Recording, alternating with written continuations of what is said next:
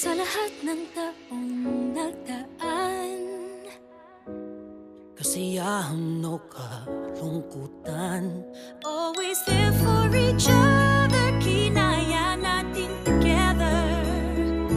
Forever, forever, family is forever.